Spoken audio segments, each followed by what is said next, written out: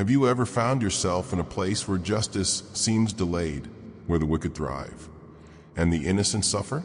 Shalom 9 is a sacred reminder that God sees all things, and more importantly, He never forgets those who cry out to Him in pain or praise. In a world that often feels unjust and upside down, this shalom lifts our eyes to the one who sits enthroned forever, ruling with righteousness and truth.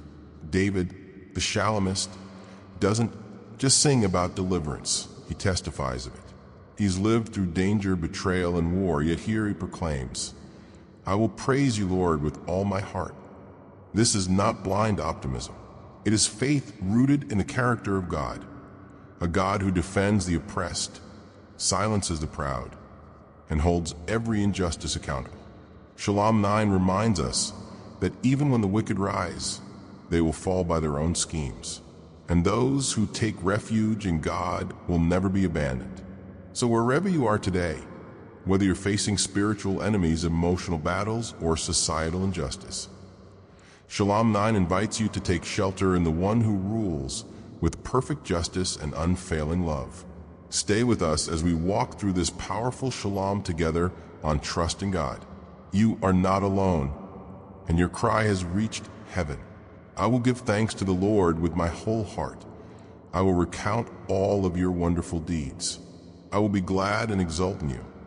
I will sing praise to your name, O Most High. David opens this shalom in full-hearted praise. His gratitude is not surface level. It flows from deep within.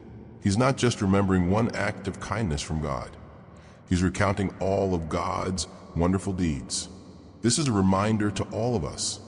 No matter what we face, we always have something to thank God for. If this encourages you, we invite you to like this video and share in the comments what you're thankful for today. And don't forget to subscribe to Trust in God for more faith-building devotionals. When my enemies turn back, they stumble and perish before your presence. For you have maintained my just cause. You have sat on the throne, giving righteous judgment. David reflects on God's justice. When enemies rise, it's not human strength that brings victory. It's the presence of God that causes them to fall. God stands as judge over all, not only defending David's cause, but ruling with perfect justice. The Lord rebukes the wicked and wipes out their legacy when necessary. This is comforting for anyone who has been wronged or oppressed. God sees. He will act in His time. If you believe God is your defender, leave a comment of agreement and subscribe so you don't miss any part of this journey through the shaloms. For the Lord sits enthroned forever. He has established His throne for justice, and He judges the world with righteousness. The Lord is a stronghold for the oppressed, a stronghold in times of trouble. Here lies the heart of Shalom 9. God is a refuge for the broken. He is not absent. He is enthroned forever.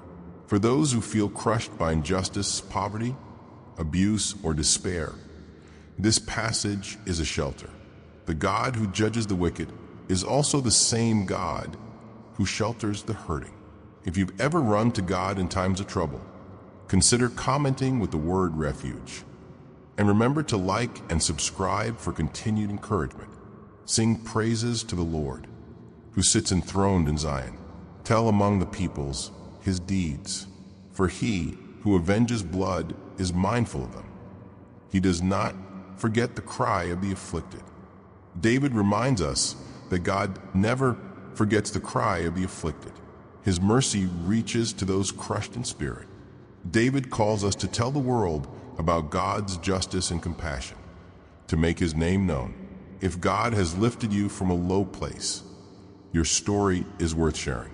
If you're grateful that God remembered you in a time of pain, leave a testimony in the comments.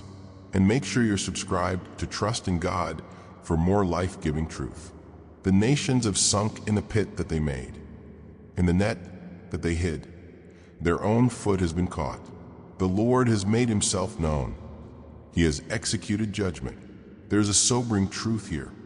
The plans of the wicked often backfire. God, in His wisdom and justice, allows those who plot evil to fall into their own snares. The Shalom ends this section with a warning. The needy will not be forgotten forever, and hope will not perish. Let this remind you that God's justice is both present and future. Keep trusting. Comment God is just if you believe his righteousness will prevail. Like and share this video to spread the truth of Shalom 9. Arise, O Lord, let not man prevail. Let the nations be judged before you. Put them in fear, O Lord. Let the nations know that they are but men. David closes the Shalom by calling upon God to rise in judgment. He doesn't call for personal revenge, but rather for God's name to be honored and the wicked to be humbled. He prays that all people would recognize their place before a holy God. If your prayer today is for justice, humility, and reverence for God to return to the nations, you're not alone. Join the conversation below and subscribe to Trust in God as we continue walking through the entire book of Shaloms together. Thank you for joining us today for Shalom 9 on Trust in God. This Shalom teaches us that even in a world full of chaos and injustice, God is still enthroned, still watching, and still working on behalf of the faithful and the oppressed. If you haven't already, go back and watch Shaloms 1 through 8 for more powerful insights. And don't miss what's coming in Shalom 10, where we'll confront the silence of God and the cries of the suffering in even deeper ways. Like, comment your favorite verse, and subscribe to Trust in God. We are walking through all 150 Shaloms, one chapter, one truth, and one hope at a time.